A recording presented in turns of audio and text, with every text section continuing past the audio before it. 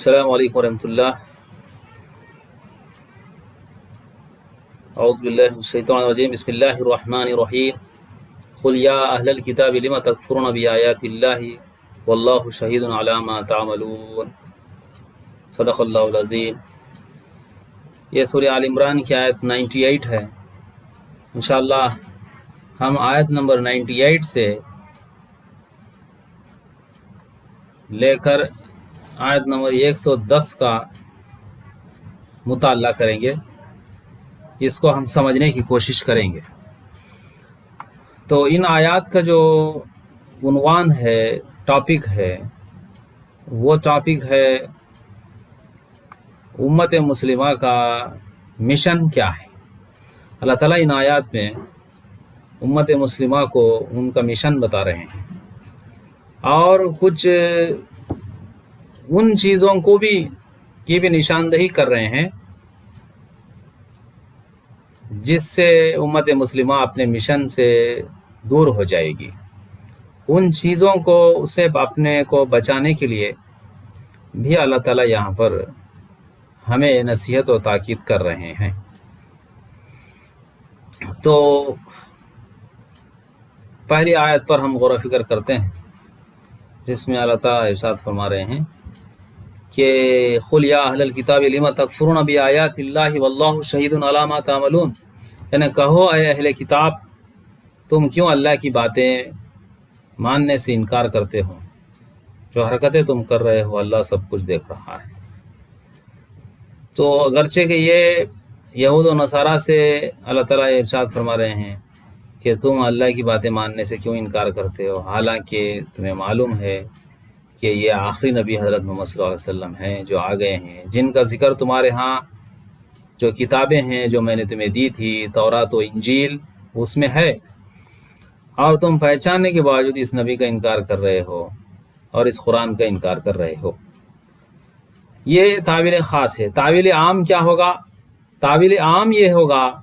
کہ مسلمان آج کے دور میں جب انہیں قرآن مجید کی کوئی آیت سے نصیحت کی جائے کہ آیت میں یہ نہیں یہ بات ہے، اور احادیث سے نصیحت کی جائے، سیرت سے نصیحت کی جائے کہ حضور اکرم صلی اللہ علیہ وسلم کا رویہ یہ تھا اس معاملے میں، تو اگر وہ ان باتوں کا انکار کرتے ہیں اور ضد پر اڑ جاتے ہیں تو ان پر بھی اس آیت کا ظاہر بات ہے اطلاق ہوگا. کیونکہ بیماری جب کسی کو بھی آتی ہے تو ظاہر بات ہے وہ بیماری ہی ہوتی ہے، اور اس کا علاج وہی ہوتا ہے جو ہے وہاں پر جو ہے چلن میں رہتا ہے. پھر اس کے بعد کی آیت 99 میں قل یا اہل الکتاب لم تصدون عن سبیل اللہ من آمن تبغونها عوجا وانتم شہداء وما اللہ بغافل عما تعملون. کہو اے اہل کتاب، یہ تمہاری کیا روش ہے کہ جو اللہ کی بات مانتا ہے اسے بھی تم اللہ کے راستے سے روکتے ہو اور چاہتے ہو کہ وہ ٹیڑھی راہ چلے، حالانکہ تم خود اس کے راہ راست ہونے پر گواہ ہو. تمہاری حرکتوں سے اللہ غافل نہیں ہے. تو یہاں پر اہل کتاب کو وارن کیا جا رہا ہے کہ یہ کیا روش ہے کہ تم جو ہے لوگوں کو اللہ کے راستے سے روکتے ہو، صحیح راستے سے، قرآن کے راستے سے، صحیح حضور صلی اللہ علیہ وسلم کے سیرت کے راستے سے کہ کیسے آپ نے جد و جہد کی تھی دین کی، اس راستے سے کیوں تم ڈائیورٹ کرتے ہو لوگوں کو، اور جو ہے چاہتے ہو کہ جو ہے لوگ جو ہے غلط راستے پر چلے، ٹیڑھے راستے پر چلے، یا راستہ اللہ کا جو راستہ ہے اسے تم ٹیڑھا کرنا چاہتے ہو. یقین جانو کہ اللہ تمہاری حرکتوں سے غافل نہیں ہے. تو یہی بات یہ تعویل خاص ہے. پھر تعویل عام یہ ہے کہ اگر مسلمانوں میں سے کوئی یہ رویہ اختیار کرے گا دین کے تعلق سے، دین کا نام لے کر ہی اصل قرآن کے راستے سے، اصل حضرت محمد صلی اللہ علیہ وسلم کے بتائے ہوئے راستے سے کوئی لوگوں کو بھٹکائے گا تو اس پر بھی ظاہر بات اس کا اطلاق ہوگا. اللہ تعالیٰ ہمیں سے بچائے، محفوظ رکھے. پھر اب اللہ تعالیٰ جو ہے اہل ایمان کو آپ جو ہے نصیحت کر رہے ہیں کہ یا ایھا الذین آمنوا ان تطیعوا فریقا من الذین اوتوا الکتاب یردوکم بعد ایمانکم کافرین. اے لوگوں جو ایمان لائے ہو، اگر تم نے ان اہل کتاب میں سے ایک گروہ کی بات مانی، ایک گروپ کی، تو یہ تمہیں ایمان سے پھر کفر کی طرف پھیر لے جائیں گے، تمہارے لیے کفر کی طرف جانے کا اب کیا موقع باقی ہے۔ پچھلی یہ 98 آیت سے پہلے کچھ آیات ہے جس کے اندر جو ہے فقہی مسائل کے اوپر جو ہے کچھ اشکال پیدا کرنے، لوگوں کے ذہنوں میں شک ڈالنے کے لیے اس وقت کے جو لوگ تھے اہل کتاب مکے میں، معافی چاہ رہا ہوں، مدینے میں، وہ جو ہے کنفیوز کرنے کے لیے کچھ ایسے ٹاپکس اٹھایا کرتے تھے، تو اس کا جواب وہاں پر دیا گیا۔ اصل اس کا یہ کیا ہے، اس شکوک کو دور کیا گیا۔ اب یہاں یہی کہا جا رہا ہے کہ اگر تم ان کی بات مانو گے تو تمہیں وہ ایمان سے پھر کفر کی طرف، انکار کی طرف لے جائیں گے، تو اویئر کیا جا رہا ہے کہ دیکھو ہوشیاری سے رہو۔ اور پھر اس کا علاج اب بتایا جا رہا ہے کہ کیسے ان غلط راستوں پر ایمان لانے کے بعد پھر سے انکار کے راستے پر لوگوں کے بہکاوے میں آئے بغیر چلنے کے لیے کیا کرنا ہوگا، تدبیر کیا کرنی چاہیے، کیا سولوشن ہے اس پرابلم کا، کیسے اس سے بچایا جائے، اپنے آپ کو انکار سے صحیح راستے پہ کیسے رکھا جائے، اس کے لیے کہا جا رہا ہے کہ وَكَيْفَ تَكْفُرُونَ وَأَنْتُمْ تُتْلَىٰ عَلَيْكُمْ آيَاتُ اللَّهِ وَفِيكُمْ رَسُولُهُ وَمَنْ يَعْتَصِمْ بِاللَّهِ فَقَدْ هُدِيَ إِلَىٰ صِرَاطٍ مُّسْتَقِيمٍ۔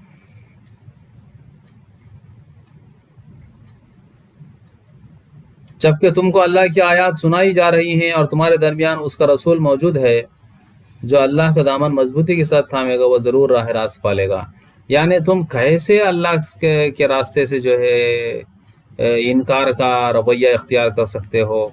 کیسے ڈائیورٹ ہو جا سکتے ہو، جبکہ تمہارے اوپر اللہ کی آیات تلاوت کر رہے ہیں، اور کون تلاوت کر رہے ہیں؟ وہ بھی رسول جو تمہارے درمیان موجود ہے۔ تو یہاں یہ بات معلوم ہے کہ یہ قرآن کی تلاوت، اس کی اسٹڈی، اس کے سمجھنے سے ہی آدمی جو ہے انکار کے روش سے، کفر کے روش سے اپنے آپ کو بچا سکتا ہے، ڈائیورٹ ہونے سے، لوگوں کی حربوں سے، لوگوں کے باتوں سے بچنے کا واحد اگر کوئی راستہ ہے تو وہ قرآن مجید کو مضبوطی سے تھامنا ہے، کیونکہ یہ آیت صاف کہہ رہی ہے وَأَنْتُمْ تُتْلَىٰ عَلَيْكُمْ آيَاتُ اللَّهِ وَفِيكُمْ رَسُولُهُ،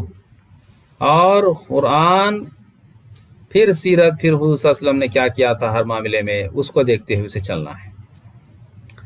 اب معاملہ سیکنڈری ہے، یعنی نماز سیکنڈری سے مراد یہ ہے کہ دین کے جو پرائمری چیزیں ہیں وہ پرائمری ہے، اس میں حضور صلی اللہ علیہ وسلم نے کیا کیا اسے مینوان لینا ہے۔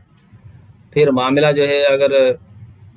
فقہی ہے تو اس میں ایک سے زیادہ موقف آپ نے اختیار کیا ہے، اس میں کوئی بھی ایک موقف اختیار کر سکتے ہیں، لیکن جو بیسکس ہے وہ بدلنے والی نہیں، اس میں جو ہے مینوان حضور اکرم صلی اللہ علیہ وسلم کی اتباع اور قرآن سے ہدایت حاصل کرنا ہوگا، یہی راستہ ہے اپنے آپ کو انکار سے، کفر سے بچانے کا۔ وَمَنْ يَعْتَصِمْ بِاللَّهِ فَقَدْ هُدِيَ إِلَىٰ صِرَاطٍ مُّسْتَقِيمٍ، اور جو کہ اپنے آپ کو اللہ سے مضبوطی سے جو ہے اللہ کا دامن تھام لے گا وہ ضرور راہ راست پائے گا، صاف بتا دیا گیا۔ تو یہاں پر اللہ اس رسول کے دامن کو تھامو، کسی اور کا دامن نہیں۔ صحابہ کا دامن تھام سکتے ہو کیونکہ انہوں نے حضور صلی اللہ علیہ وسلم ہی کی پیروی کی، لیکن اس کے بعد والوں کو آپ کو دیکھنا پڑے گا، کہ جج کرنا پڑے گا کہ یہ کیا واقعی اللہ رسول کی اطاعت کرے ہیں اس معاملے میں یا نہیں۔ ایسے ہی اندھا دھند ہم فالو نہیں کر سکتے۔ پھر کہا گیا کہ ایھا الذین آمنوا اتقوا اللہ حق تقاتہ ولا تموتن الا وانتم مسلمون، اے لوگوں جو ایمان لائے ہو تقوی اختیار کرو اللہ کا، جیسا کہ تقوی اختیار کرنے کا حق ہے، یعنی اللہ کی نافرمانی سے بچو اور اس کا پورا حق ادا کرو، اپنے امکان کی حد تک، فاتقوا اللہ ما استطعتم، اپنی استعداد کی حد تک اللہ کی نافرمانی سے بچو۔ تقوی کے معنی یہی ہے کہ اللہ کی نافرمانی سے اپنے آپ کو بچائے، جیسا کہ حضرت عمر رضی اللہ تعالیٰ عنہ نے اچھی مثال دی تقوی کے بارے میں، کہ آپ نے پوچھا کہ اگر کوئی ایک خاردار یعنی کانٹوں بھرے ایک جنگل سے آدمی اگر گزر رہا ہو، ادھر بھی کانٹوں کے جھاڑ ہیں، ادھر بھی کانٹوں والے جھاڑ ہیں، اور آدمی بیچ میں سے گزر رہا ہو تو ظاہر بات ہے اپنے آپ کو وہ بہت بچا بچا کے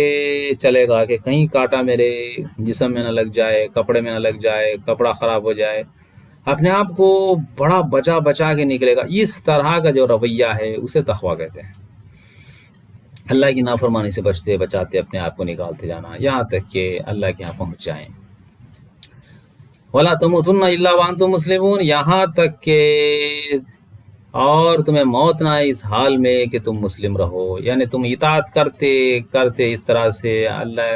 کی نافرمانی سے بچتے بچتے اپنے آپ کو اللہ تعالیٰ کی اطاعت میں لگاتے ہوئے اسی حالت میں تمہیں موت آئے، کہیں ایسا نہ ہو نافرمانی کی حالت میں تمہاری موت آئے تو تمہارے اعمال ضائع ہو جائیں گے۔ اس کے بعد یہاں سے اب نصیحتیں شروع ہوئی ہے، پہلے تقویٰ کی اور جو ہے زندگی بھر اللہ تعالیٰ کی اطاعت کرنے کی بات پہلی نصیحت ہے امت مسلمہ کو۔ اب اس کے بعد جو ہے بتایا جا رہا ہے کہ جو ہے اس روش سے بچو۔ کون سا معاملہ تھا؟ وَاعْتَصِمُوا بِحَبْلِ اللَّهِ جَمِيعًا وَلَا تَفَرَّقُوا،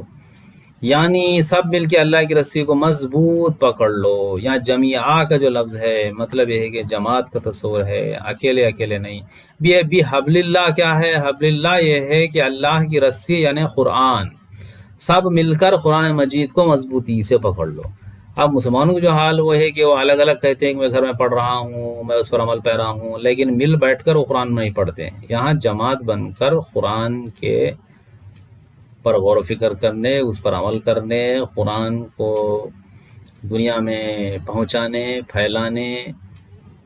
کے لیے وہ جماعت جو ہے مسلمان بنے۔ تو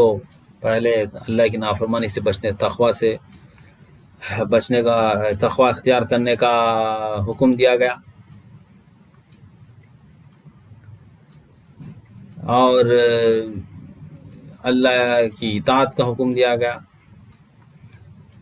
تیسرا جو ہے سب مل کر یعنی جماعت بن کر اس قرآن کو مضبوطی سے پکڑنے، اس کی ٹیچنگز کو، اس پر عمل کرنے کی بات کہی جا رہی ہے۔ پھر یہ پازیٹیو جو ہے اب تک جو ہے انسٹرکشنز تھے 3، اس کے بعد اب ایک نیگیٹو معاملہ بھی ایک بتایا جائے گا کہ اس سے بچنا ہے۔ ولا تفرقوا جمیعا ولا تفرقوا، اور تفریقے میں مت پڑھو، یعنی قرآن چھوڑ کر تفریقے میں مت پڑھو۔ وَاذْكُرُوا نِعْمَتَ اللَّهِ عَلَيْكُمْ إِذْ كُنْتُمْ أَعْدَاءً فَأَلَّفَ بَيْنَ قُلُوبِكُمْ فَأَصْبَحْتُمْ بِنِعْمَتِهِ إِخْوَانًا وَكُنْتُمْ عَلَى شَفَا حُفْرَةٍ مِّنَ النَّارِ فَأَنْقَذَكُم مِّنْهَا كَذَلِكَ يُبَيِّنُ اللَّهُ لَكُمْ آيَاتِهِ لَعَلَّكُمْ تَهْتَدُونَ۔ اس آیت میں جو ہے یہ ایک نقشہ کھینچا جا رہا ہے پہلے کا ہسٹوریکل، جو مکے میں وہ صورتحال تھی کہ حضرت محمد صلی اللہ علیہ وسلم کو نبی بنانے سے پہلے وہاں پر جو ہے برساں برسک لوگ آپس میں لڑتے تھے، ایک دوسرے کے دشمن تھے، اور ان کی جو لڑائیاں ہیں وہ ختم ہی نہیں ہوتی تھی۔ سب مل کر اللہ کی رسی کو مضبوط پکڑ لو اور تفریقے میں نہ پڑو۔ اللہ کے اس احسان کو یاد رکھو جو اس نے تم پر کیا ہے۔ تم ایک دوسرے کے دشمن تھے، اس نے تمہارے دل جوڑ دیے، اور اس کے فضل و کرم سے تم بھائی بھائی بن گئے۔ یعنی ایمان لانے سے پہلے حضرت محمد صلی اللہ علیہ وسلم کو نبوت ملنے سے پہلے اور آپ سے پہلے بھی وہاں کا معاملہ یہ تھا کہ لوگ آپس میں لڑتے تھے، اور ان کی لڑائیاں چلتی ہی چلتی تھی۔ ایک نسل لڑی ہے، اس کے بعد ان کے بچے بھی لڑے ہیں، اس کے بعد ان کے بچے بھی لڑے ہیں، اس طرح سے وہ چلتا تھا معمولی باتوں پر۔ تم آگ سے بھرے ہوئے ایک گڑھے کے کنارے کھڑے تھے، اللہ نے تم کو اس طرح بچا لیا۔ اس طرح اللہ اپنی نشانیاں تمہارے سامنے روشن کرتا ہے، شاید کہ ان علامتوں سے تمہیں اپنی فلاح کا سیدھا راستہ نظر آ جائے۔ اب اس کے بعد پھر امت کو خطاب کیا جا رہا ہے، تو یہاں کہا جا رہا ہے کہ وَلْتَكُن مِّنكُمْ أُمَّةٌ يَدْعُونَ إِلَى الْخَيْرِ وَيَأْمُرُونَ بِالْمَعْرُوفِ وَيَنْهَوْنَ عَنِ الْمُنكَرِ وَأُولَٰئِكَ هُمُ الْمُفْلِحُونَ۔ تم میں کچھ لوگ تو ایسے ضرور ہی ہونے چاہیے جو نیکی کی طرف بلائیں۔ یہاں نیکی ترجمہ کیا گیا، لیکن یامرون یدعون الی الخیر، یہ الخیر سے مراد قرآن مجید ہے۔ الخیر سے مراد قرآن مجید کہاں ہے؟ یہ جو ہے سورہ یونس کی آیت میں ہے، قرآن کے بارے میں اللہ تعالیٰ ارشاد فرماتے ہیں اس آیت میں، پھر اس میں یہ بھی کہتے ہیں کہ ہوا خیر مما یجمعون، یہ بہتر ہے ان تمام چیزوں سے، یہ قرآن بہتر ہے ان چیزوں سے جو لوگ جمع کر رہے ہیں، سونا چاندی اس طرح کی چیزیں، اس سے بھی بہتر ہے یہ قرآن مجید۔ تو الخیر سے مراد یہ ہے کہ قرآن۔ تو اللہ تعالیٰ یہاں کہہ رہے ہیں امت سے کہ تم میں کچھ لوگ ایسے ہونے چاہیے جو قرآن کی طرف دعوت دے۔ اب ہمیں دیکھنا چاہیے کہ ہمارے میں سے کتنے ایسے لوگ ہیں جو ہے قرآن کی طرف دعوت دے رہے ہیں، اور وہ بھی جماعت بن کر۔ وَيَأْمُرُونَ بِالْمَعْرُوفِ، اور نیکی کا حکم دے اور برائی سے روکے۔ معروف یعنی نیکی، منکر یعنی برائی، پھر الخیر یعنی یہ قرآن ہے۔ وَأُولَٰئِكَ هُمُ الْمُفْلِحُونَ، اور یہی لوگ ہیں جو فلاح پانے والے ہیں۔ And those will be the successful۔ تو یہ بڑے غور کی بات ہے کہ کیا ہمارے اندر ایسے لوگ ہیں اور کیا ہم ان کا ساتھ دے رہے ہیں اور کہاں تک ساتھ دے رہے ہیں۔ اگر ایسے لوگ نہیں ہیں تو کیا بنانے کی ہم فکر کر رہے ہیں، یہ سوچنے کی بات ہے، اس لیے کہ یہ مشن ہے ہمارے امت کا۔ وَلَا تَكُونُوا كَالَّذِينَ تَفَرَّقُوا، اور ایک بات یہاں پر یہ بھی لے لیں کہ یا معروف اور منکر کی بات جو ہے، لوگ جو ہے نیکی کا حکم دیتے ہیں لیکن برائی سے نہیں روکتے۔ وہ یہ سمجھتے ہیں کہ نیکی کا حکم جب دیتے رہیں گے ہم تو وہ خود بخود جو ہے برائی سے رک جائیں گے، یہ بھی ایک غلط فہمی ہے۔ جبکہ حضرت محمد صلی اللہ علیہ وسلم کی حدیث ہے کہ اگر کوئی منکر دیکھے، برائی دیکھے تو اسے ہاتھ سے روکیے، اگر اتنی طاقت نہیں رکھ سکتا تو وہ زبان سے اس کے بارے میں کہے کہ غلط ہے، زبان سے روکنے کی کوشش کرے بول کر۔ وہ یہ بھی نہیں کر سکتا تو دل میں جو ہے اسے برا جانے، اور یہ ایمان کا بہت ہی کم ترین لوور لیول والا درجہ ہے۔ تو یہ جو ہے امت کا جو ہے مشن ہے کہ اسے یہ کام بہرحال کرتے رہنا ہے، خود قرآن کی طرف دعوت دینا ہے، نیکی کا حکم دینا ہے اور برائیوں سے روکتے رہنا ہے، ورنہ اللہ تعالیٰ امت کو جو ہے دنیا کے اندر عزت سے سرفراز نہیں کرتے ہیں۔ وَلَا تَكُونُوا كَالَّذِينَ تَفَرَّقُوا وَاخْتَلَفُوا مِن بَعْدِ مَا جَاءَهُمُ الْبَيِّنَاتُ وَأُولَٰئِكَ لَهُمْ عَذَابٌ عَظِيمٌ، اور تم کہیں ان لوگوں کی طرح نہ ہو جانا جو تفریقہ میں پڑ گئے اور اختلافات نکالے، یہاں حالانکہ ان کے ہاں بینات آ گئی، یعنی واضح نشانیاں، واضح اللہ تعالیٰ کی آیات، انسٹرکشنز قرآن میں آ گئی ہیں، اس کے باوجود ان کا معاملہ یہ تھا کہ وہ جو ہے تفریقے میں پڑے اور اختلافات میں آگے نکل گئے اور گروپس بن گئے۔ یہاں پر ایک بات ہونی چاہیے کہ لوگ گروپس بن گئے بولے تو گروپ نہیں بننا یعنی جماعت بننا ہی نہیں چاہیے بول کے سمجھتے ہیں، حالانکہ اوپر کی اس آیت میں کہا گیا تھا کہ وَاعْتَصِمُوا بِحَبْلِ اللَّهِ جَمِيعًا وَلَا تَفَرَّقُوا، تم سب مل کے اللہ کی رسی کو مضبوطی سے پکڑ لو، تم سب ایک جماعت بنا کر اللہ کی رسی یعنی قرآن کو مضبوطی سے پکڑ لو اور تفریقے میں مت پڑو، یعنی ایسی جماعت بننا چاہیے جو قرآن کی دعوت کو لے کے اٹھے، نیکیوں کا حکم دے، برائی سے روکے، لیکن اس سے ہٹ کر کچھ اور ایسے گروپس نہ بن جائیں جس کے اندر نہ قرآن مقدم ہے، نہ حضرت محمد صلی اللہ علیہ وسلم کا طریقہ جس پر آپ نے دین کا کام کیا، نہ اس کو لوگ سمجھتے ہیں، کچھ اور جو ہے حد سے زیادہ جو ہے فقہی مسائل کے اندر پڑ جاتے ہیں،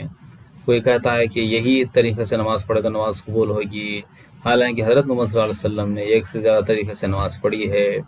یہ جو معاملات ہے اس کے پیچھے پڑ جاتے ہیں اور قرآن کی طرف دعوت دینے کو چھوڑ دیتے ہیں۔ قرآن کی طرف دعوت دینے سے مراد کیا ہے؟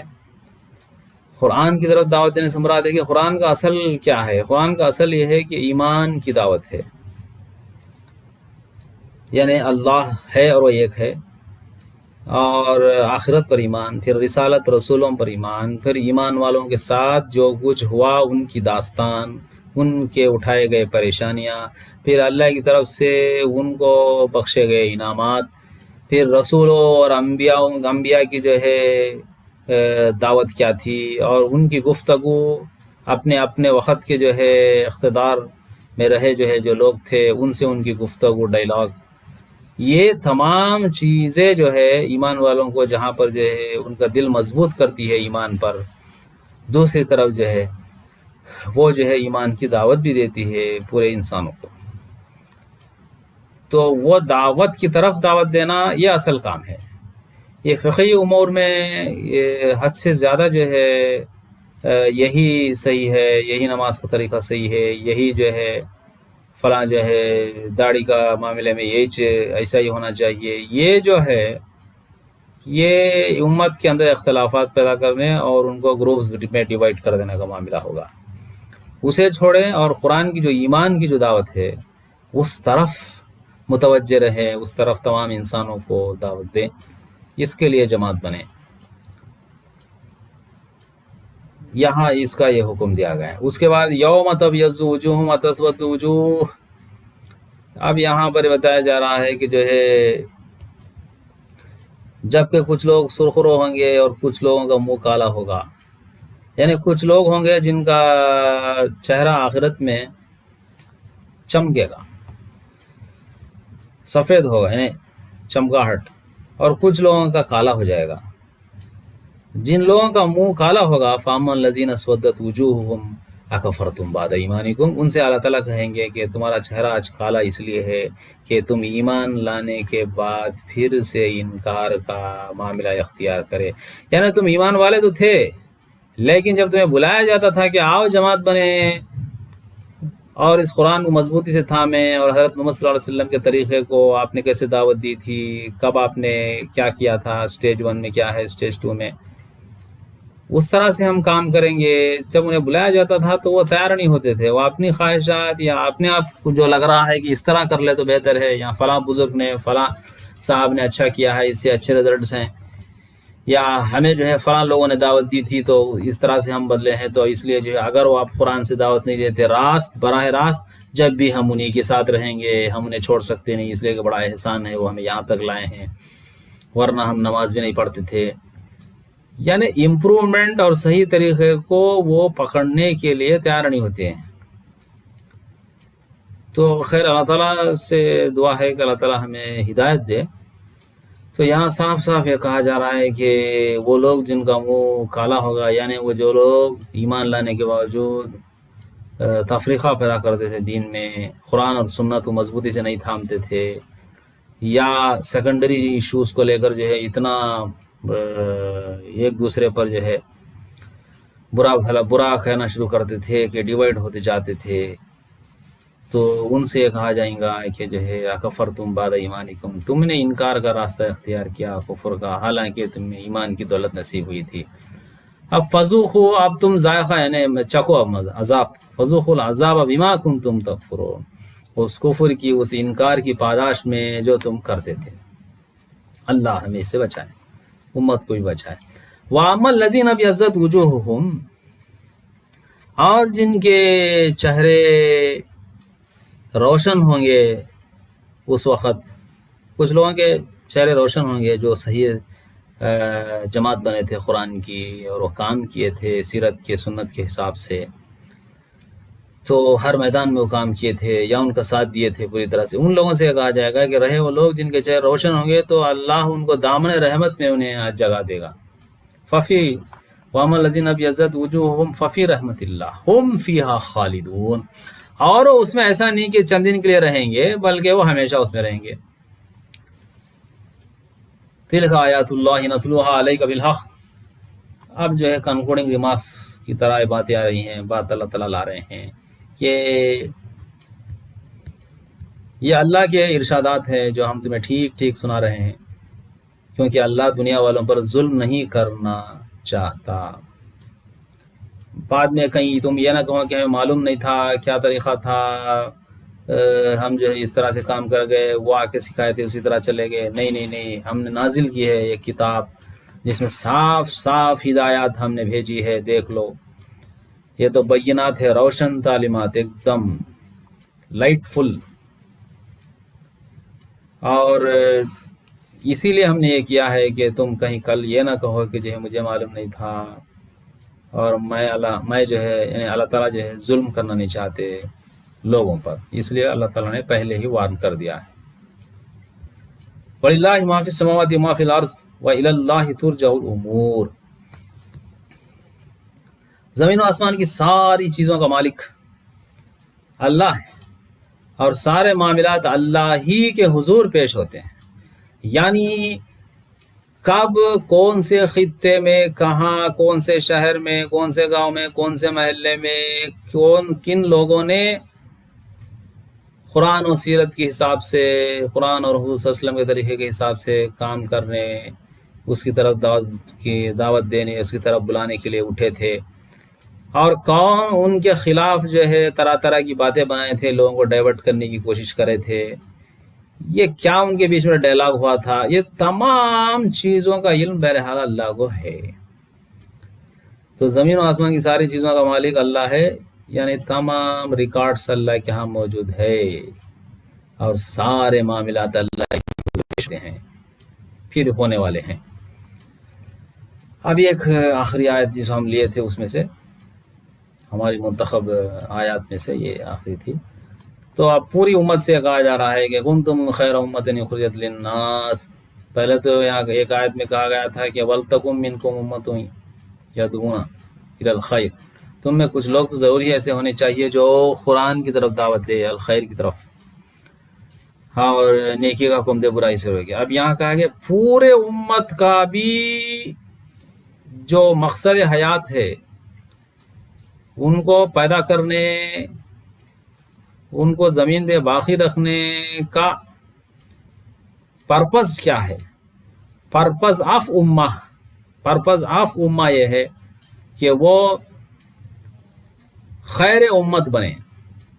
اور اخرجت للناس وہ دوسرے انسانوں کے لیے برپا کی گئی ہے،